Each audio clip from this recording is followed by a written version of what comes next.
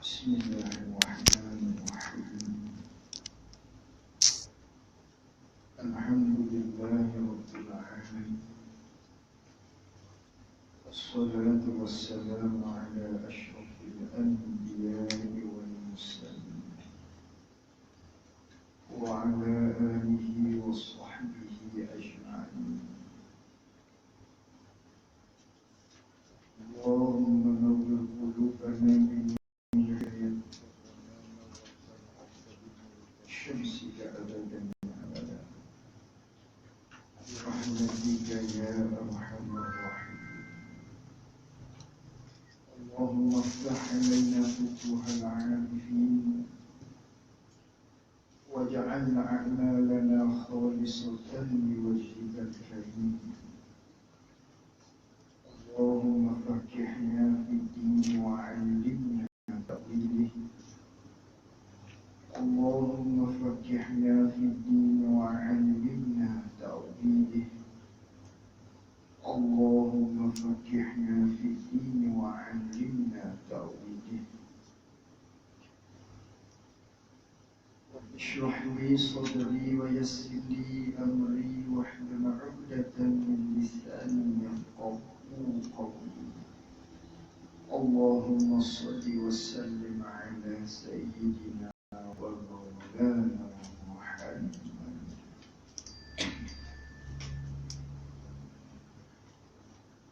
Jauh kita pedoman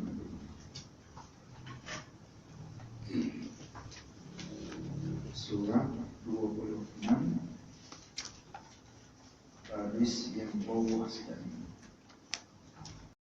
Baca dulu untuk surat 26 baris yang bawah sekali.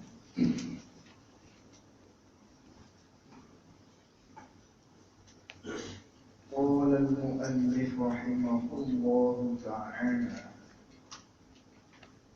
ونفعنا بعلومه وبعلومنا في الدارين آمين.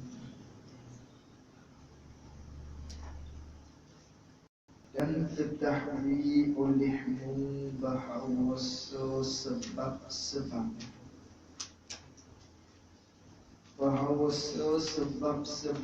bagi makmum muwafiq tiada dapat sempurnakan fatihahnya fatihah makmum, padahal ia makmum sudah dapat masuk sempurnakan fatihah. Dan ketahui olehmu, yakni pelajar-pelajar maknanya ataupun yang menadah kitab dia ataupun yang mengajar baik, tak kira lah. Dan ketahui olehmu bahawa sebab-sebab akan bahawa sebab bagi makmum yang muwafiq. Makmum muwafiq mana? Yang tiada dapat sempurnakan fatihahnya. Jadi makmum muwafiq, kita maklum tapi yang lepas, makmum muwafiq ialah makmum yang mana dia tu sempat masuk bacaan Fatihah. Tu makmum muwafiq. Kita kena ingat asal, ingat takrif dia. Kerana malam ni kita hanya nak belajar berkaitan dengan makmum muwafiq. Hukum berkaitan dengan makmum muwafiq.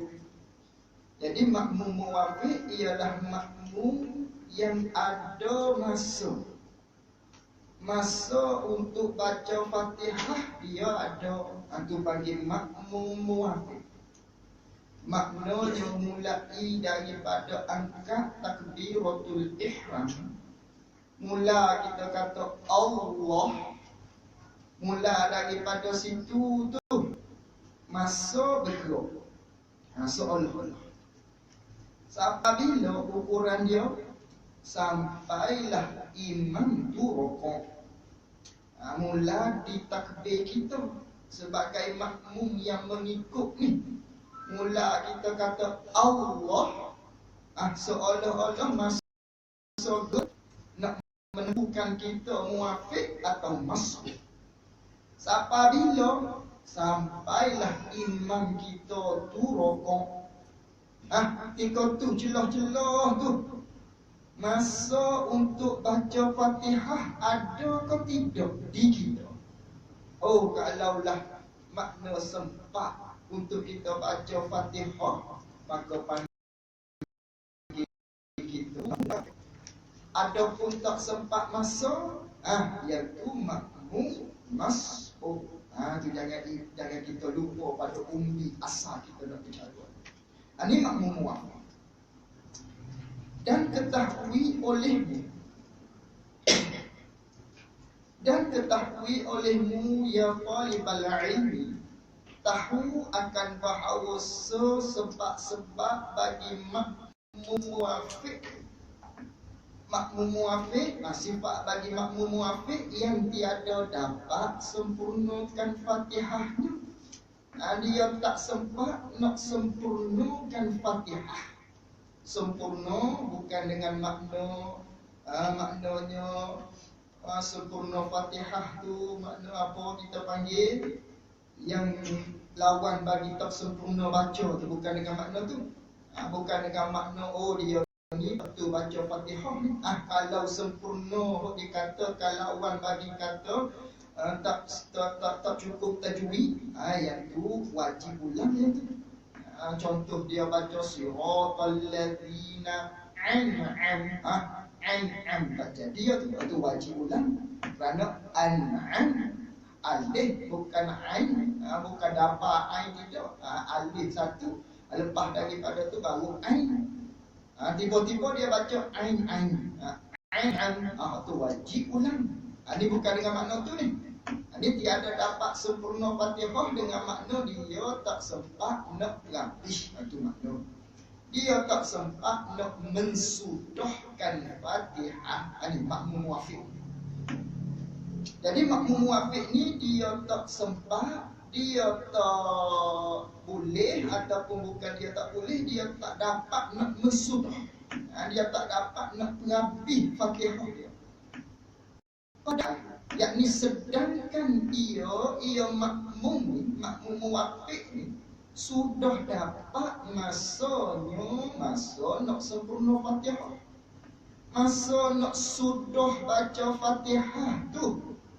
Dia ada masa dia tu ada, tapi dia ni tak sempat nak habis dengan bahawa dia tengah duk baca Fatihah. Dia tengah Fatihah. Imam rukuk, dia tak sempat nak habis. Dia ni orang yang muafiq namanya. Ialah khabar bahawa ialah sebab-sebab bagi makmum muafiq yang tiada dapat sempurna Fatihah padahal dia tu ada masa di dia tu. Ialah sebab-sebab tu beberapa sebab. Ada beberapa sebab daripada segala keuzuran bagi makmum yang ada beberapa sebab. Dengan maknanya dia ni diuzurkan oleh syarak dengan ada beberapa sebab dia. Padahal dia makmum muafiq, tapi dia diuzur oleh syarak. Dengan makna dia dimaaf oleh syarak. Maaf oleh syarak sehingga dia dapat ketinggalan ataupun boleh dia tertinggal dengan imam 3 rukun yang panjang-panjang. Makmum muafiq ni, makmum muafiq yang ada di dia beberapa sebab. Yang mana sebab itu adalah sebab yang diusul oleh syarak.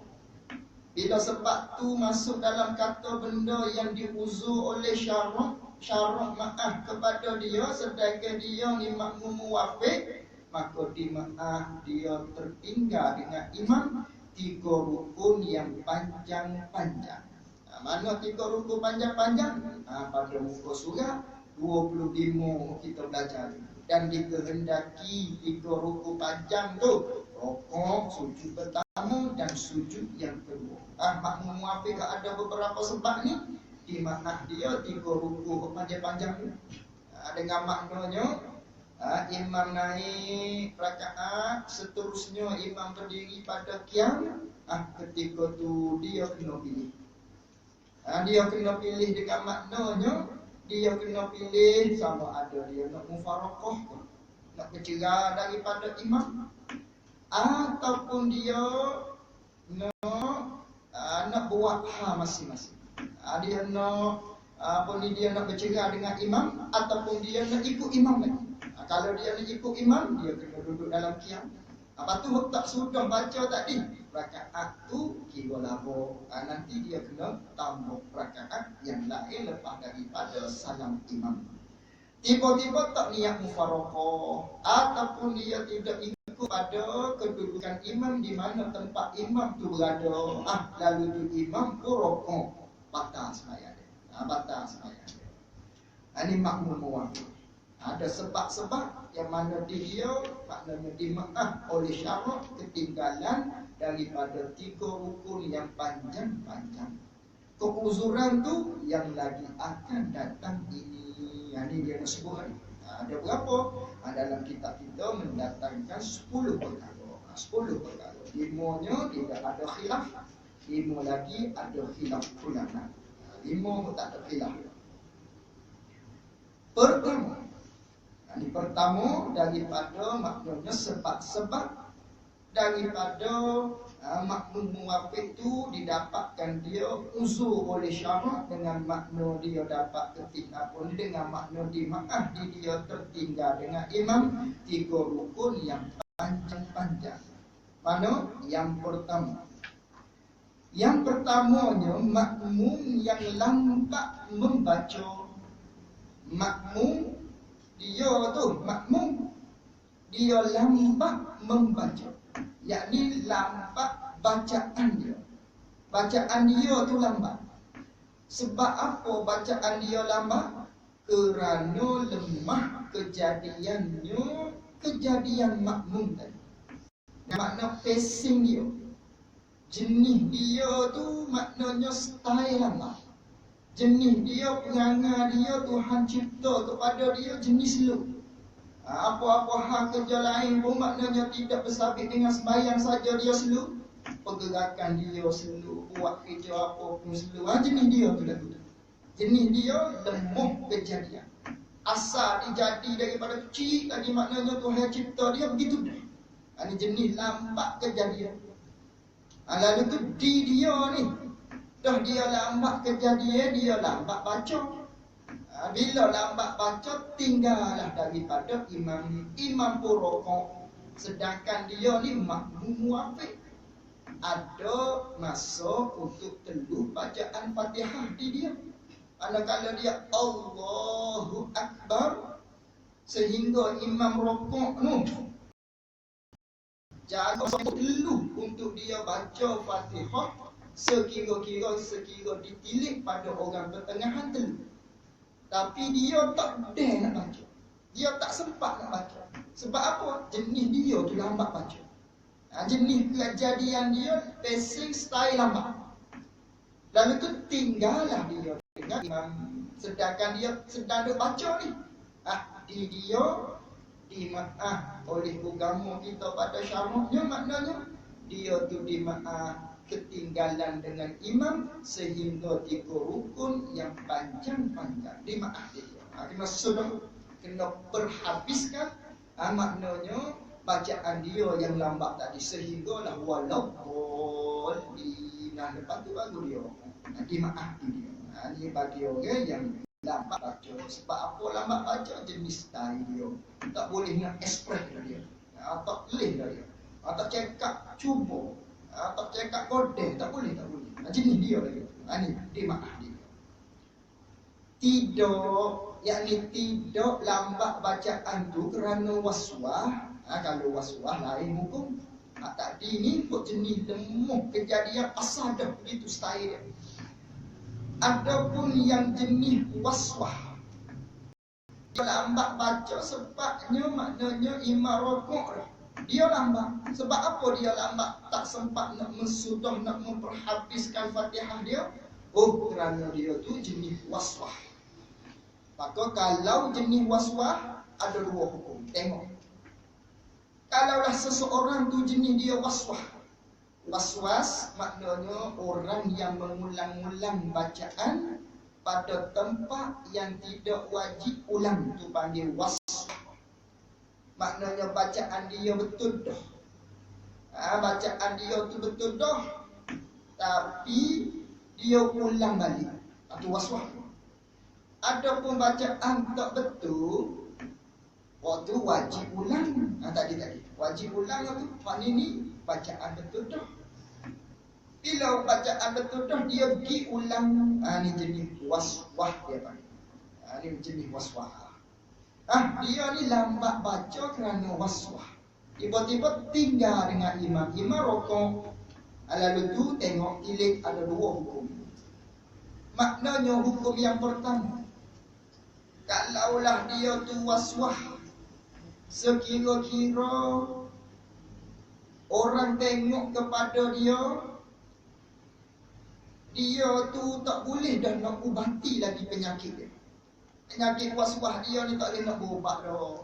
Tak cakap mandi air telaga dah. Jenis mandi air pun kering air telaga. Maknanya waswah sungguh lah dia. Itu jenis waswah lah tu. Jenis waswah yang mana tak boleh nak ubat dah.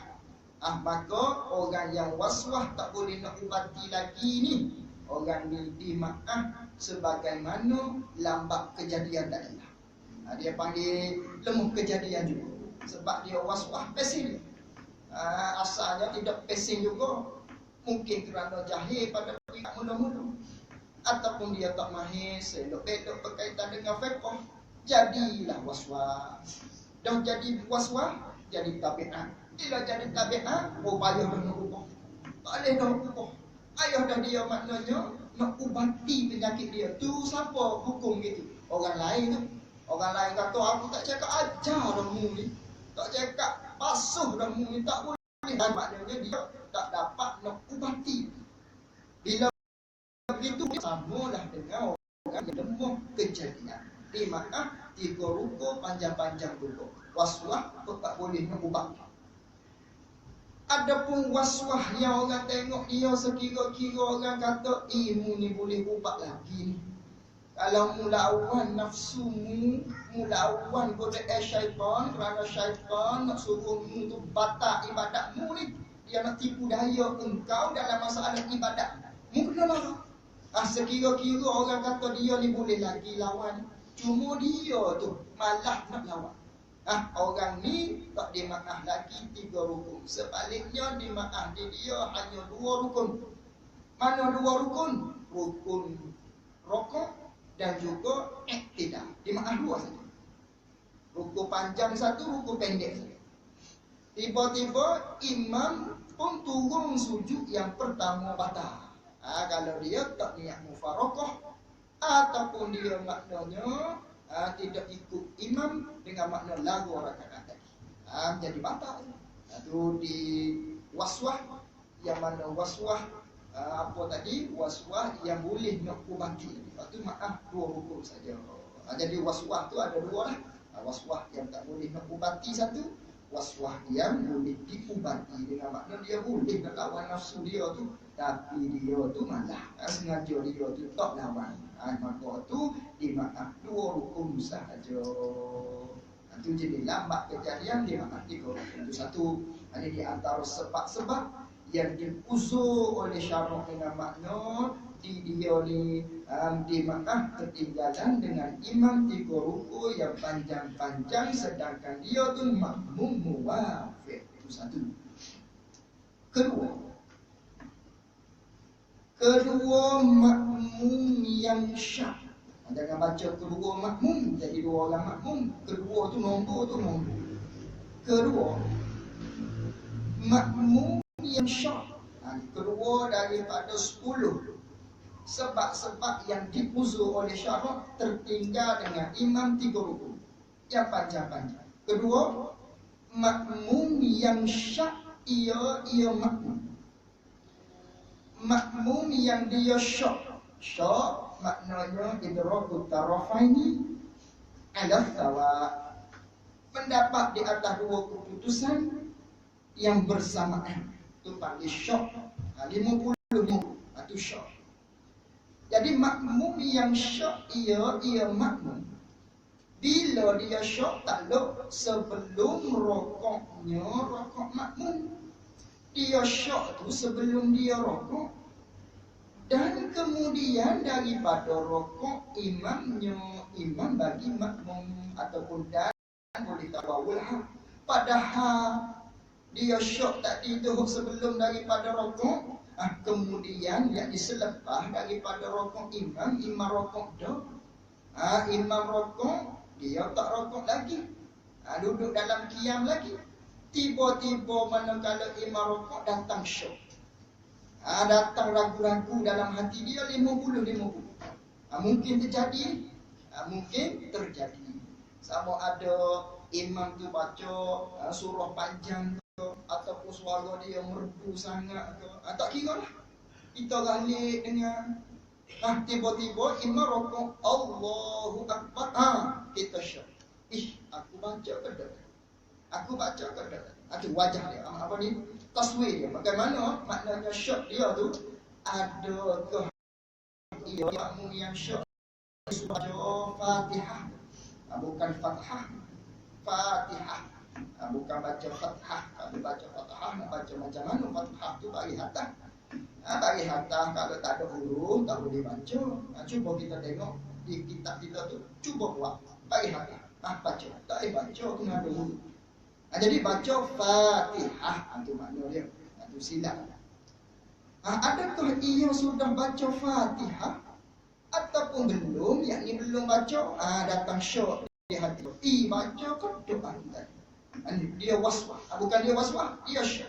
50. Mari perasaan begitu dalam hati dia. Bila? Sebelum dia rokok, dia tak rokok lagi. Imam pun rokok dah. Imam rokok dah. Datanglah syok. Bagaimana nak jadi pada orang ni? Maka wajib ia makmum. Maka wajib ia makmum yang muwafiq. Ada masa untuk telu baca Fatihah di dia, tapi tiba-tiba imam rokok, dia pun tak ingat. Dia manusia, adakah dia baca ataupun tidak? Imam rokok dah. Wajiblah atas dia tu membaca Fatihah sempurna Fatihah. Yakni wajiblah atas dia membaca Fatihah dengan sempurnanya, yakni kena baca semula. Walaupun pada waktu hakikatnya dia baca, cuma walaupun hakikat dia baca oleh kerana dia datang syok, oleh kerana dia mari perasaan 50, baca kodok, wajib dia ulang semula bacaan dia. Walau dia baca dah pada kira-kira semula, wajib dia ulang. Jangan kita buat maknanya kelah kepala. Baca kali pun kita rokok atas. Jangan. Kalau syok, baca balik. Imam di kita tadi tu 3 rukun yang panjang-panjang. Dua. Ataupun gini. Ataupun kita rokok. Imam pun rokok dah. Mari syok di rokok aja. Mari syok di rokok. Baca kedok tadi. Baca kedok tadi. Imam rokok dah. Maka ketika tu, manakala maknanya dalam rokok kita, imam pun sudah rokok, kita syok lagi. Baca kedok tadi. Jangan bangun ketika tu. Jangan kita bangun sami Allahu apa ni kita bangun. Yang baca balik kan? Teruskan kedudukan kita. Teruskan kita ikut imam, dan nanti maknanya rakaat tu kira lalu. Nanti kita kena tambah satu rakaat lagi. Jadi orang tengok pelik tu, dia ni sekali ngaku. Tiba-tiba bangun rakaat, oh aku syok. Dia syok rupa-rupanya. Tu maknanya gitulah hukum. Kita kena tahu tu, sedikit sebanyak yang terjadilah di kita tu. Mestinya terjadi tu. Muka kita ni makmum. Ada makmum, manakala kita makmum, dia terjadilah benda-benda seperti ini ditipu daya oleh syaitan sehingga kita ekor di dalam ibadah kita. Tapi ada hukum dia di dalam fiqh. Kedua.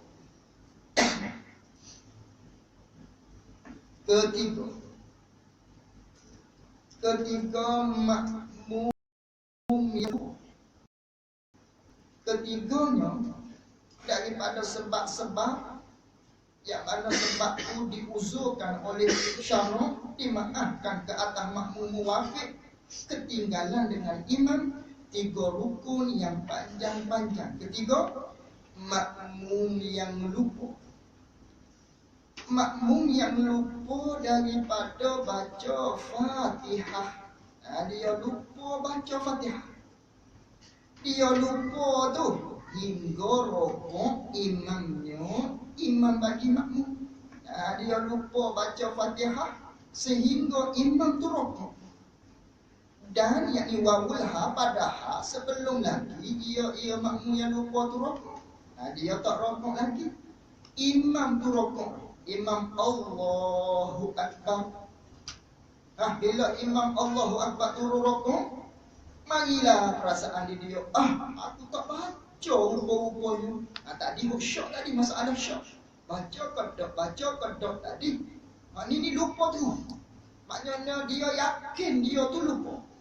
Ataupun dia sengkuat, dia tu lupa baca Fatihah, panggil zan, ataupun yakin dia tu lupa baca Fatihah tadi ni. Sedangkan imam tu rokok dah.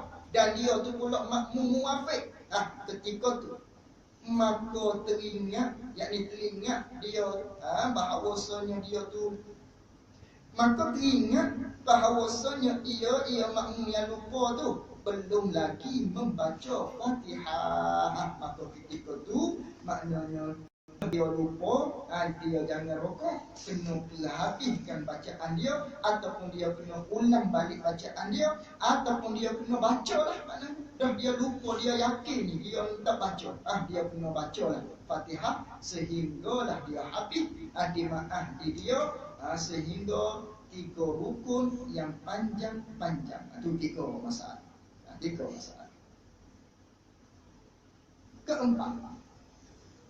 Keempat daripada beberapa sebab yang dimaaf oleh syarak, tertinggal dia dengan 3 rukun yang panjang-panjang. Yang keempat, makmum yang muwafiq. Makmum muwafiq mana? Yang membimbang ia makmum muwafiq ni. Dia membimbang, dia galik ataupun dia bersibuk-sibuk dengan membaca doa iftitah dan ta'awuz. Dia duduk sibuk masyhur sangat dengan benda sunat. Maknanya dia duduk galik, dia duduk bersibuk dengan membaca doa iftitah dan ta'awuz.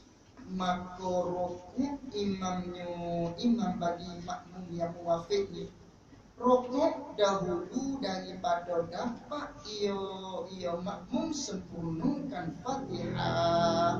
Tiba-tiba imam pun rukuk.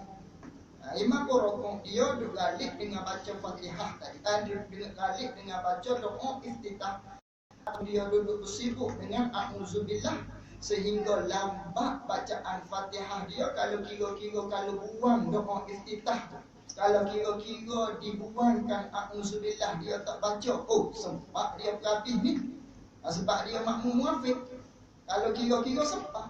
Tapi oleh kerana masa tadi itu diambil dengan doa iftitah, sudah dimakan masa dengan bacaan yang sunat, sehingga dia tak sempat nak habis bacaan Fatihah dia. Sedangkan dia ni makmum muwafiq yang ada masa di dia untuk sempurna ketika kerana dia tak sempat lagi, maknanya tak duduk tengah baca ni, dia kena sudah kena terapi bacaan dia ni. Maaf di dia ni 3 rukun yang panjang-panjang juga. Ada makmum muwafiq yang mana dia tu duduk membimbang-bimbang, dia tu duduk bersibuk-sibuk dengan membaca hukm sunat, sehingga kan imam tu rokok, dia tak sempat nak terapi Fatihah dia. Maka dia diuzurkan oleh syarak dengan makna dia tu dimaaf dengan 3 rukun yang panjang-panjang ketinggalan dengan imam tu masalah. Ni bab ni tak ada khilaf ni, tak ada khilaf. Kelima, makmum yang sengaja. Makmum yang sengaja tak baca Fatihah. Makmum yang sengaja dia tak baca Fatihah. Sebab apa dia sengaja tak baca Fatihah? Sebab menanti diam imam. Dia tunggu saktah imam. Saktah imam mana? Lepas imam baca Fatihah. Dia tak baca. Dia saktah ni dalam tiap-tiap rakaat yang kita sembahyang, dia ada 6 saktah. Yang pertama ni sunat ni. Kita jadi imam sunat buat ni. Yang pertama, lepas kita takbiratul ihram, Allahu Akbar, lepas daripada tu, sebelum kita nak baca doa iftitah, sunat di kita diam sebentar. Diam sekejap. Pada nama dia. Sekadar kata nama dia. Sunat tu. Pahala situ tu. Duduk diam tu pahala. Oh, ni tawaran daripada Allah Subhanahu wa taala kepada kita. Itu satu. Yang kedua, lepas kita baca doa iftitah, sebelum kita nak baca a'udzubillah, sunat pula situ tu, saktah diam sekejap. Lepas baca doa iftitah, sebelum kita nak masuk baca a'udzubillah, duduk diam. Maknanya duduk senyap. Duduk senyap. Pak kata mana duduk senyap, duduk senyap tu kadang nama senyap. Kadang nama saktah. Kadang nama kata diam tu. Tu sunat. Yang ketiga, manakala kita baca a'udzubillahi minasyaitonirrajim, sebelum kita nak masuk pula baca bismillahirrahmanirrahim, senyap pula situ. Sunat saktah pula, pahala pula. Yang kelima, tiga. So, 2, 3. Yang keempat, manakala kita baca surah Fatihah tadi, bismillahirrahmanirrahim, alhamdulillahirabbil alamin hingga akhir, waladdallin. Nak pergi kepada amin tu, senyap kita imam. Duduk diam, barulah amin. Banyak seorang pun sama juga, sunat saktah. Yang kelima, manakala kita kata amin, situ tu senyap pula. Saktah yang kelima sunat. Sementara nak pergi kepada surah yang sunat kita baca, sunat hay'ah. Surah lazim lah, tak ikutlah surah mana pun. Lepas daripada amin, situ kalau bagi imam, dia maknanya sunat lama. Kalau seorang sunat sekejap je situ. Kalau kita jadi imam, ada makmum belakang di nombor 5 ni, sunat lama saktah. Sekira-kira lama saktah, kita sengka di hati kita sebagai seorang imam, makmum kita habis dah baca Fatihah. Sunat selama kita sengka makmum kita tu habis dah baca Fatihah. Ini cara orang buat ni. Kalau kita buat ni, maknanya tak ada makmum. Lama solat, lama masjid tu. Tu pahala sebenarnya, tu pahala. Ni yang kelima ni sunat lama. Sekira-kira makmum kita sengka dia sudah habis baca Fatihah. Tadi hak ni dia nak tunggu nombor 5. Nombor 6 satu lagi apabila habis surah, yang kita baca tu surah kita baca tu katakanlah qul huwallahu ahad Allahu samad lam yalid wa lam yulad, qul huwallahu ahad Allahu samad lam yalid wa lam yulad wa lam yakul lahu kufuwan ahad. Sementara nak rokok ketika tu yang ke-6 sunat 6 cuma di antara kami nak kepada surah yang seterusnya ketika tu sunat kita lama sekira-kira kita seka di dalam hati kita baca habis kali maknanya makmum kita. Apa tu kita makmum nak baca apa? Sunat pula di kita kita imam nak buat apa dia tunggu ni. Maknanya kita ketika tu ketika mana kita saktah tadi tu ketika tu kita sebagai imam sunat baca surah lazim secara perlahan. Baca surah ketika tu ataupun nak berdoa boleh juga. Tapi aulanya kita baca surah. Baca surah katakanlah kita nak baca jahar jap lagi ni, nak baca derah jap lagi ni surah Qul a'udzu birabbin nas. Contoh. Saktah ni kita duk nanti makmum baca sengkokian kita dia sudah baca Fatihah. Kita kena tengok ikut tertib mushaf. Kalau Qul a'udzu birabbin nas sebelum dia apa? Qul a'udzu birabbil falaq. A'udzu birabbil falaq deh. Baca. Baca tu. Dia ikut tertib mushaf. Tu dia habis.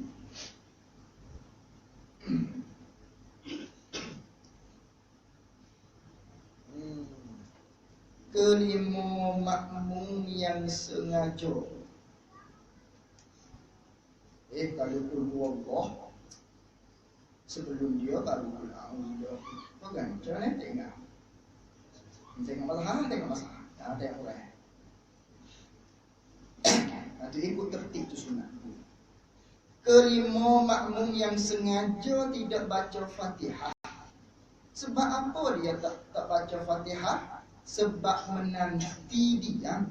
Sebab dia menanti diam tunggu saktah imam. Tunggu saktah imam mana? Hak lepas imam baca Fatihah. Kerana apa dia tunggu? Kerana menuntut sunat. Dia duk tunggu tu sebab dia nak dapat fadilat sunat. Dia menuntut sunat, ia makmum, dia nak mendapatkan fadilat sunat. Bila sunat tu membaca kemudian daripada Fatihah imam. Setelah imam baca walaqolin amin, di kita sebagai makmum sunat baca lepas tu. Lepas imam duduk diam, setelah mana dia sudah baca Fatihah tu, di kita sunat baca ketika tu sebagai makmum. Dia nak cari hak tu, nak cari dapat fadilat sunat baca lepas daripada saktah imam ataupun setelah imam baca Fatihah. Tiba-tiba tiada berdiri imam, yakni tak buat imam tidak melakukan bagi saktah diam itu. Dia tak duduk diam. Imam tadi itu maknanya tak ambil sunat saktah. Lagu mana imam buat? Hanya selesai Fatihah imam, setelah habis Fatihah terus rokok imam. Pakai rokok selalu pakai tak baca surah. Ketika tu kita tadi panggil jemaah di uzur kita dengan 3 rukuk yang panjang-panjang. Ataupun begini, hanya selesai Fatihahnya baca surah oleh makmum tu yang pendek. Sekira pendek tidak sempat makmum membaca Fatihah habis. Dia baca surah Fatihah, apa ni selepas habis Fatihah, dia baca selalu pakai tak ada serta. Dia baca tu pula surah pendek. Sekira surah pendek tu pula cepat dia baca. Sehingga kita tak sempat membaca Fatihah habis. Mungkin kita baru start. Manakala imam sudah amin, kita baru nak start. Dia baca cepat. Lepas cepat tu pula surah tu pendek. Tak damlah kita untuk terhabiskan Fatihah kita. Ketika tu dimaafkan kita oleh syarat ketinggalan dengan imam 3 rukun yang panjang-panjang. Atau 5 kesemuanya. Bukan 5 kesemuanya. Ni 5 ni yang tidak ada khilaf ulama. Maka 5 masalah ini yang kita sebut tadi tu, wajib makmum membaca Fatihah sempurnanya, sempurna Fatihah. Wajib dia habis Fatihah dia, wajib dia sudah Fatihah dia. Dan diuzur ketinggalan dan dimaaf ketinggalan dengan imam, dimaaf hingga 3 rukun yang panjang-panjang. Dimaaf di dia 3 rukun panjang-panjang.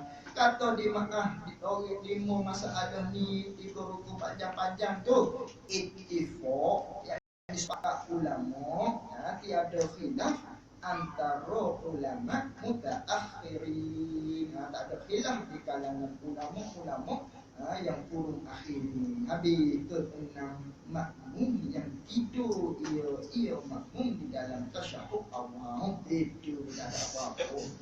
Wallahu a'lam wa ilmuhu a'lam.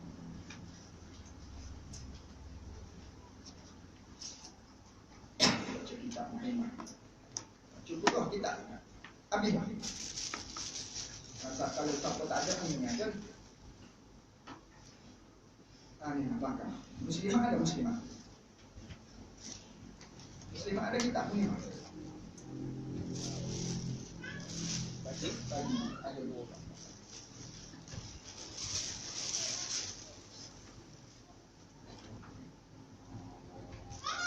Acu tengok. Kasih mana tu beli? Oh, comel dia.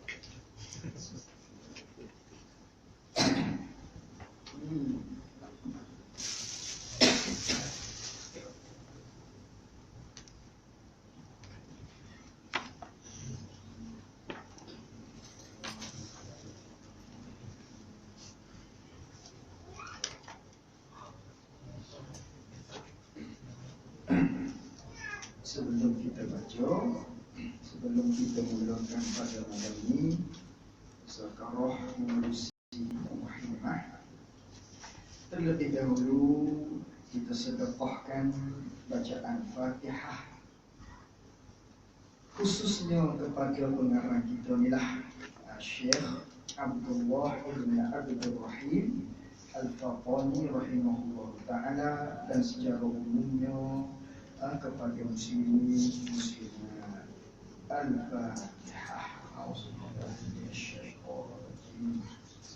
Bismillahirrahmanirrahim.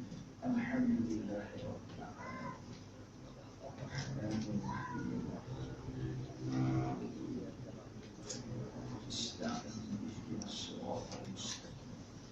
صراط الذين أنعمت عليهم غير المغضوب عليهم ولا الضالين.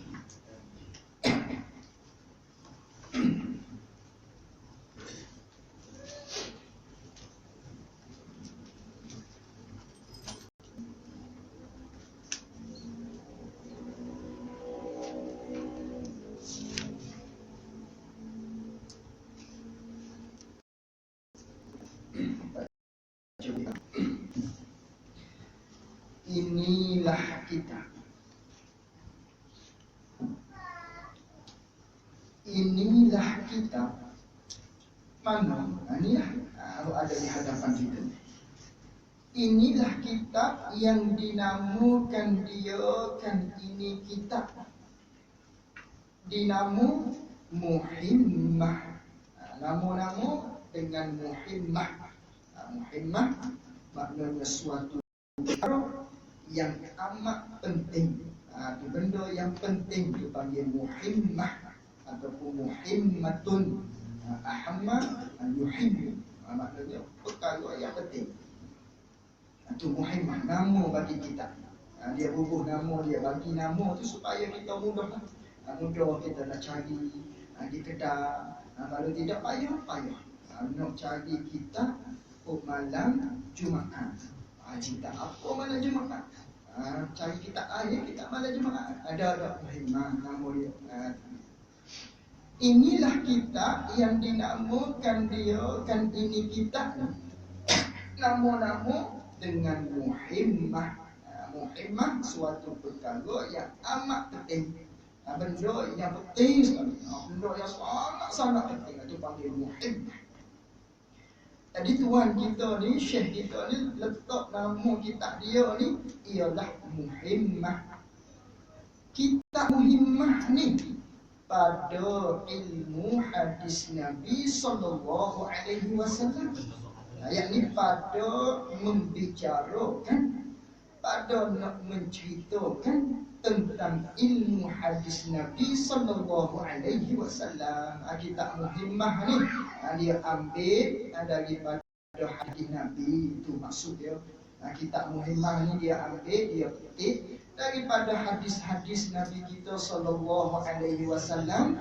Cumanya dia tidak mendatangkan matan yang asal itu saja. Dia tak buat mari matan asal, matan yang Arab, ataupun maknanya pada ghalib dia tak buat mari matan asal daripada hadis Nabi sallallahu alaihi wasallam. Itu pada ghalib ni ada juga yang dia mendatangkan. Cuma ghalib biasanya banyaknya dia tidak mendatangkan dengan matan hadis. Dia hanya terjemuh saja. Kerana kitab Jawi ni, kerana padanlah dengan kitab kita ni, kitab Jawi. Sebab tu dia terjemuh. Ini kitab Muhimmah, kitab yang nak membicarakan ilmu hadis Nabi sallallahu alaihi wasallam. Hadis Nabi itu pula tertumpu maknanya kepada apa? Pada bicarakan kelebihan. Pada bicarakan kelebihan, pada nak membahaskan keutamaan dan kepujian atas perbuatan isteri mana? Bagi suaminya, suami bagi isteri tadi.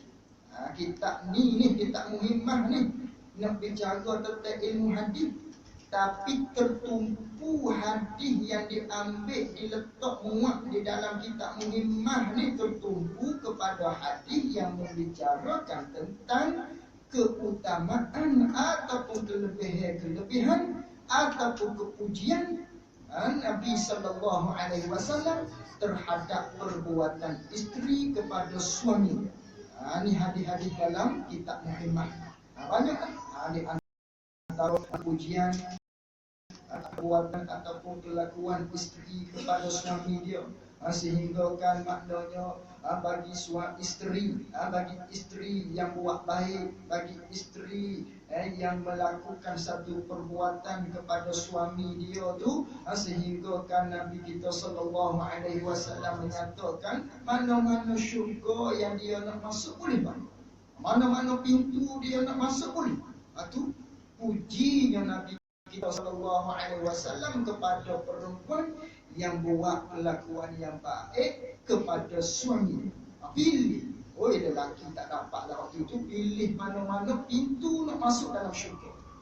Ataupun Nabi sallallahu alaihi wasallam ada bersabda, di dalam hadis Ummi Salamah radhiyallahu anha, maknanya kata Rasulullah sallallahu alaihi wasallam, ayyumam ra'atin matat wa zawjuha anha radin dakhalatil jannah. Tu Nabi bersabda. Nabi bersabda, mana-mana perempuan, tak kira ayyumam ra'atin, mana-mana perempuan, yakni isteri lah. Mana-mana isteri, tak kira lah isteri daripada mana sekalipun, negara mana, tak kira asalkan dia tu isteri nama dia. Kalau dia mati, manakala dia mati, lalu tu padahal suami bagi perempuan tadi tu yang mati ni, dalam hal yang itu suami dia redha pada dia, suami dia redha kepada dia, dakhalatil jannah, nescaya telah masuk perempuan tadi tu yang mati padahal suami dia redha dengan dia waktu dia ada atas dunia, telah masuk dia ke dalam syurga. Tengok Nabi sallallahu alaihi wasallam puji bagi perbuatan isteri yang mensukakan hati suami dia, sehingga kan Rasulullah sallallahu alaihi wasallam maknanya menggunakan di dalam hadis tersebut dengan fi'il madhi. Apa fi'il madhi? Telah masuk syurga. Dakhalatil jannah. Fi'il madhi. Padahal tak masuk lagi. Tapi Nabi bunuh fi'il madhi. Nabi tak bunuh tadkhulul jannah. Fi'il mudhari. Selagi akan masuk perempuan ni ke dalam syurga. Tak. Nabi bunuh telah masuk perempuan tadi itu ke dalam syurga. Apa yang mandi apa? Nak mengisyaratkan kepada kita, kepada isteri tadi itu, maknanya confirm calon syurga bagi suami dan bagi isteri yang maknanya Nabi puji kelakuan dia. Ini dia akan cerita satu-satu. Bukan yang isteri sajalah maknanya, yang suami pun sama. Dia akan cerita juga. Cuma lepas daripada cerita isteri, barulah cerita yang suami.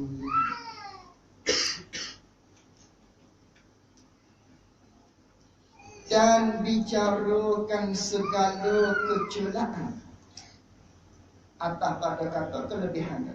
Pada ilmu hadis Nabi SAW, pada bicarakan segala kecelaan.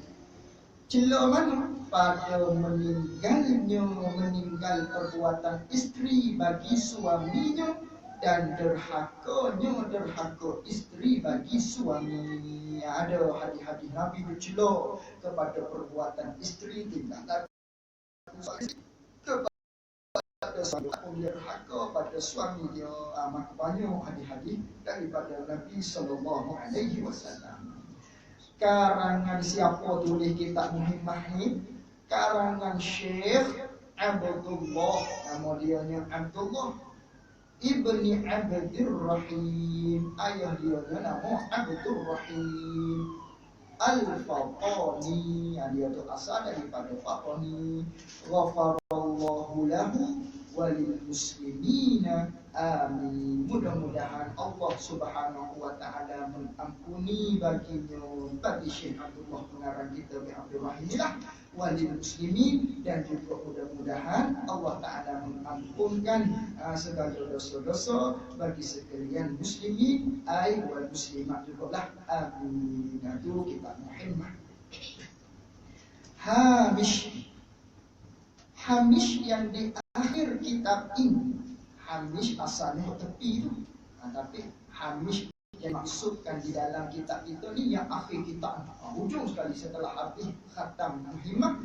Hamish yang akhir kitab ini, kitab Muhimmah ni, ada lagi satu kitab yang bernama Al-Mawa'izul Badi'ah. Nama kitab akhir tu, bahagian yang kedua setelah tamat kitab Muhimmah, nama dia Al-Mawa'izul Badi'ah. Karangan siapa tu kitab tu? Karangan Waliullah. Ini kitab wali ni. Tu bolehlah kita baca pun kalau kita suruh nak baca. Kalau tak baca pun patah habis dengan kitab Muhimmah. Tak tahu apa lagi tu.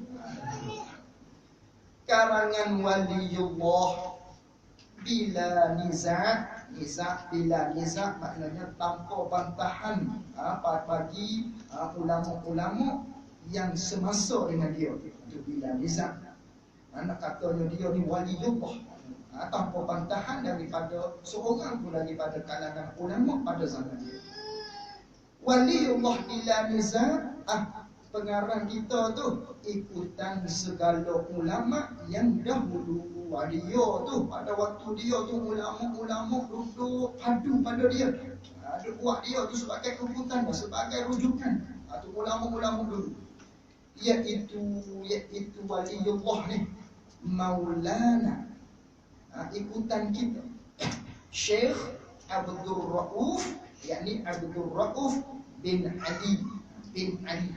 Syekh Abdul Rauf bin Ali Fansuri Aceh itu maknanya Aceh Indonesia.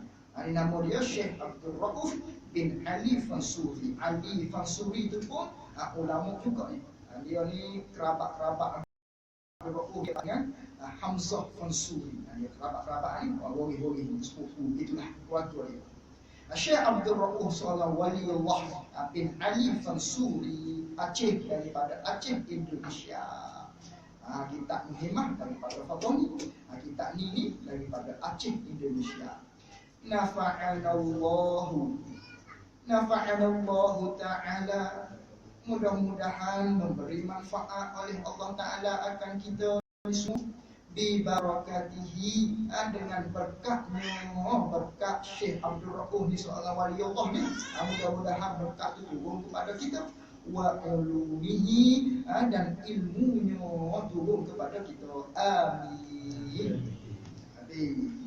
Ini Muhammadul dalam kitab Musalli ada nanti tertidur tu acak, maknanya kitab Muniyatul Musalli. Kalau tu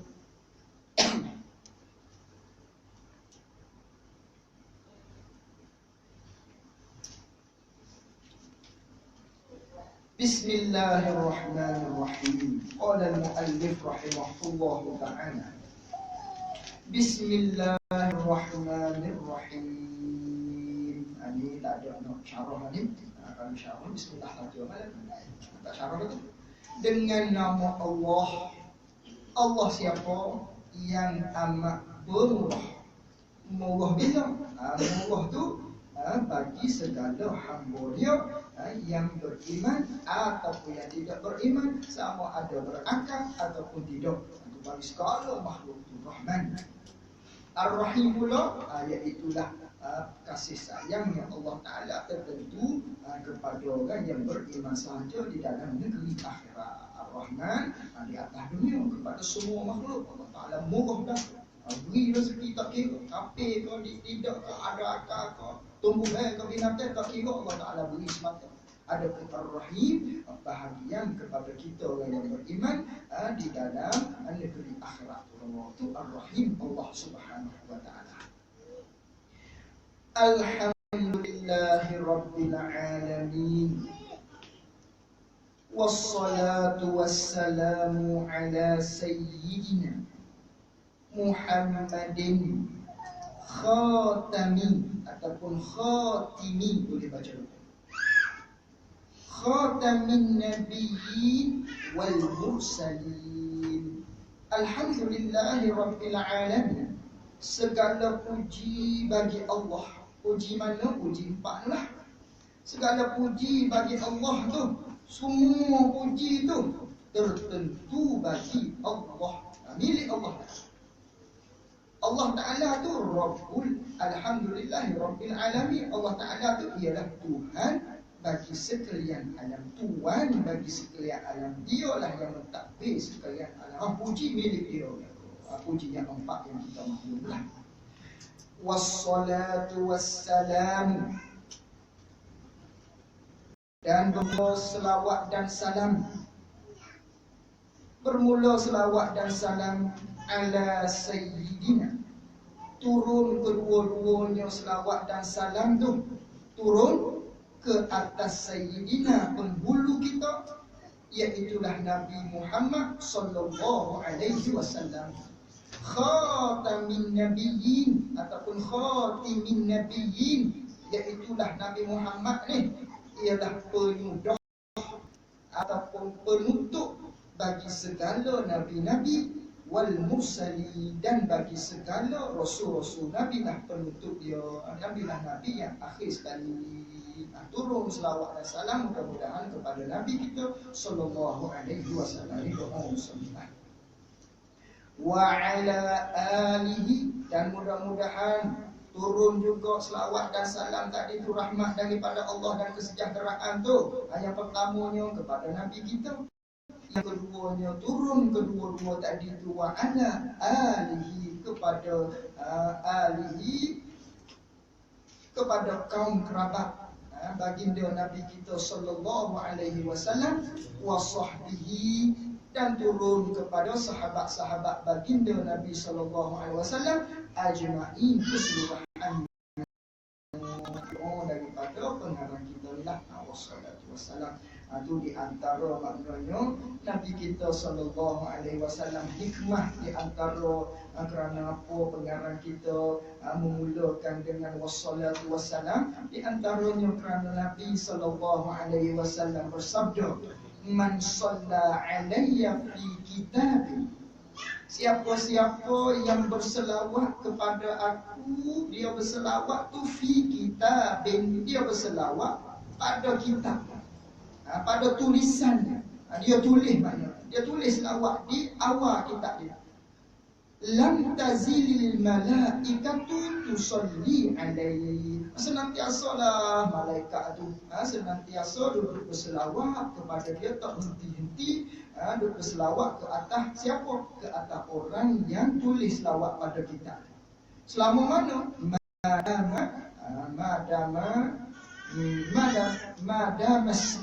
Madama ismi fi zalikal kitab. Selama mana ada tertulis selawat ke atas aku tadi tu, di atas kitab yang dia tulis itu, selama itulah malaikat duduk senantiasa selawat kepada dia. Itu di antara kelebihan kita tulis selawat pada tulisan-tulisan tadi. Selama ada tulisan tu, tulisan selawat tadi tu kepada baginda Nabi SAW, selama itulah senantiasa para malaikat berselawat kepada seseorang yang menulis tadi. Itu satu kelebihan dia.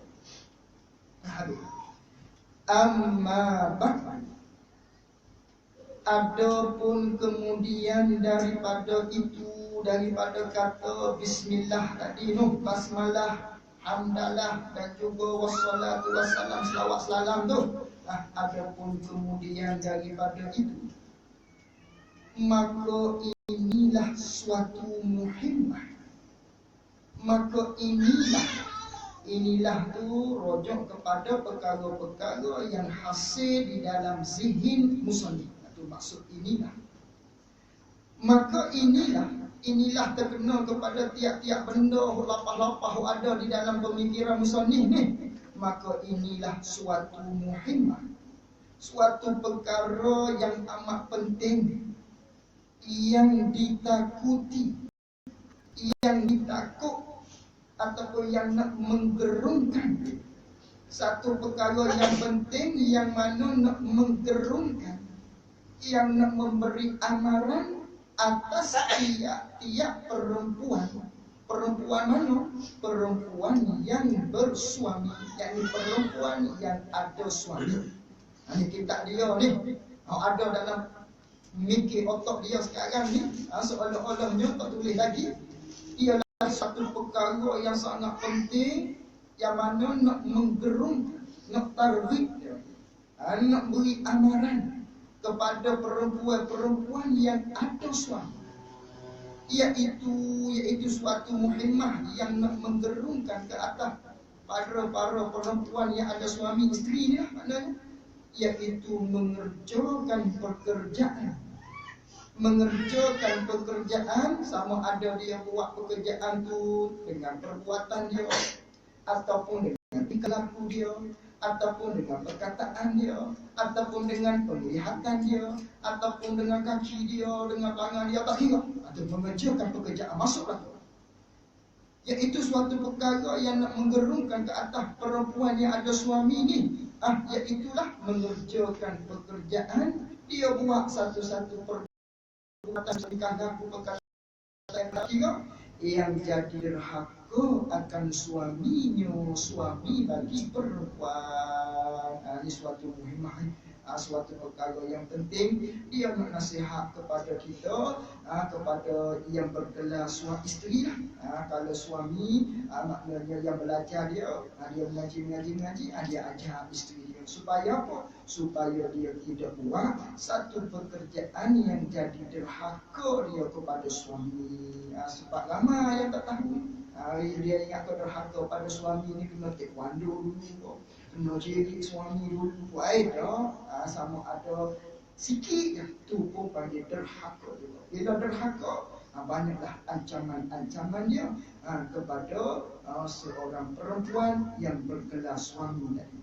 Dia nak masuk syurga sangat mudah. Tapi dia ada syarat-syarat. Nak masuk syurga sangat mudah bagi dia. Jaga sembahyang dia, jaga maknanya puasa dia. Hak lain tak jaga apa. zakat tak ada. Wali orang perempuan ni dia tidak ada duit kerana yang asal tujuan untuk mencari nafkah tu bagi suami. Sebab tu dalam hadis Nabi SAW hanya 7 saja. Jaga sembahyang, jaga Ramadan puasa dia, jaga kemaluan dia, dan jaga adab dia dengan suami. Pilihlah mu nak masuk mana-mana syurga. Tak ada payah, tak ada payah. Anak baca Quran sikit, tak ada masalah bagi perempuan. Anaknya penting sekali, jaga sembahyang, hak dengan Tuhan, jaga puasa dia, hak wajib dengan Tuhan, jaga kemaluan dia, jangan buat perkara-perkara yang tidak elok, dan akhir sekali jaga kelakuan dia, tingkah laku dia dengan suami dia. Lepas tu Nabi janji mana-mana syurga dia nak masuk. Boleh dia nak masuk mana-mana syurga, ikut tu kelebihan bagi seorang yang berkenan, maknanya isteri dari itu. Tapi dia ada tugas-tugas dia lah. Dia ada tugas-tugas dia. Jangan berhak pada suami. Ini dia nak cerita satu-satu kepada yang bergelar isteri ataupun yang belum beristeri lagi, sangat comel mengaji kita. Dia tak berkahwin lagi ni, maknanya dia muslimah, dia perempuan tak mengaji, dia tak berkahwin lagi, buat persediaan biar dia tahu satu-satu. Kalau yang berkahwin dah, maknanya kalau ada kelakuan-kelakuan, maka kita minta maaf lah kepada suami kita tadi. Minta maaf, suami kita maaf, tak ada apa-apa. Manakala dia redha, dakhalatil jannah, telah masuk dia ke dalam syurga Allah Subhanahu wa taala. Dijamin oleh Nabi kita sallallahu alaihi wasallam. Itu mudah bagi perempuan untuk masuk syurga. Bagi laki-laki payah. Bagi laki-laki bukan mudah juga. Manakala dia jadi suami, dia tanggungjawab dia. Manakala ada anak lagi, tanggungjawab atas suami kata tadi. Payah, anak dia pula, ayah aku tak ajar agama, siap kita sebagai ayah. Suami isteri dia pula, untuk lelaki aku mengajar luar saja, bukan. Aku dia tak ajar tu, kena dulu. Payah, bagi lelaki nak masuk syurga. Tapi perempuan mudah. Maka wajiblah atas segala perempuan yang tersebut itu. Maka wajiblah atas segala perempuan yang tersebut itu. Perempuan mana? Perempuan yang bersuami, itulah perempuan yang menjadi suami, ataupun perempuan yang bakal menjadi isteri orang, ataupun perempuan yang masih lagi bujang, tapi ada cerita nak berkahwin pula. Bagi dia tu wajib belajar. Wajib belajar dan mengetahui, wajib dia kena tahu, wajib dia belajar sehingga dia tahu akan hukumnya, hukum bagi perbuatan seorang isteri yang jadi derhaka kepada suami. Wajib dia kena belajar, wajib dia kena belajar, wajib dia kena tahu hukum-hukum kepada dia manakala dia bergelar sebagai seorang isteri kepada suami dia. Supaya apa tu wajib dia belajar, wajib dia tahu, supaya terpelihara segala amalnya, amal bagi perempuan, supaya terjaga segala amalnya, amal bagi perempuan, amal mana yang kebajikan, supaya dia tu terjaga segala amalnya. Yang ni supaya amalan kebaikan si perempuan yang bergelar isteri ni selamat. Kerana manakala dia derhaka kepada suami dia, sembahyang yang dia buat pada hari itu tu walaupun sah, tapi pahala tak dapat. Puasa yang dia buat tu walaupun sah, tapi pahala tak dapat. Puasa yang dia lakukan tu, tu amal kebajikan dia. Tak kira ibadat-ibadat lain pun yang dia buat, sekiranya derhaka pada hari tersebut pada suami dia, pahala tak dapat pada dia. Ini supaya terjaga tu. Gimana pahala tadi yang dia buat amal kebajikan tu? Naik kepada suami. Untung kena doa ya suami isteri dia derhaka. Ada dapat dia pahala. Gitu.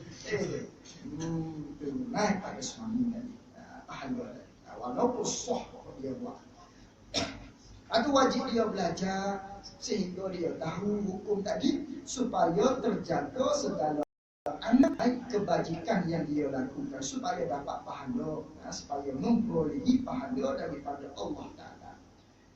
Dan lagi beroleh manfaat akan perempuan yang buat amal pada hari akhirat. Itu wajib dia belajar, wajib dia tahu hukum supaya dia boleh manfaat bagi perempuan yang buat amal pada hari akhirat pula, supaya dia dapat manfaat pada hari kiamat dengan makna dapat pahala. Kerana apa tu? Kerana beberapa seksa, yakni kerana ada beberapa seksa dan azab Allah Ta'ala. Seksa azab tu atas segala perempuan. Perempuan mana? Isteri lah yang derhaka yang derhaka kepada suaminya, suami bagi perempuan. Bila seksa azab tu?